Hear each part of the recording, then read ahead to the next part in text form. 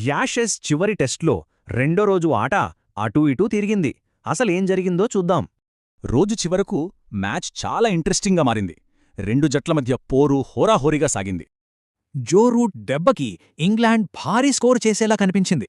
మొత్తం క్రెడిట్ జో రూట్కే ఇవ్వాలి. ఆయన బ్యాటింగ్ మామూలుగా లేదు. ఆస్ట్రేలియా గడ్డపై తన చివరి టెస్టేమో రూట్ ఏకంగా 16 పరుగులు చేశాడు. అంతేకాదు, ఈ సెంచరీతో రికీ పాంటింగ్ లాంటి లెజెండ్స్ లిస్టులోకి చేరిపోయాడు. ఇంగ్లాండ్ అంతా సెట్ అనుకుంటున్న టైంలో సీన్ మొత్తం రివర్స్ అయింది. ముందు బ్రూక్ సెంచరీ మిస్ చేసుకున్నాడు. ఆ వెనకే స్టోక్స్, స్మిత్ కూడా అవుట్.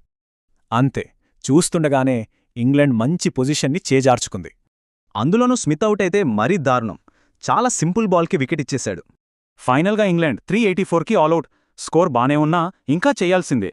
ఇక ఆస్ట్రేలియా బ్యాటింగ్ మొదలు. ఇంగ్లాండ్ ఫీల్డింగ్ మాత్రం చాలా పేలవంగా ఉంది.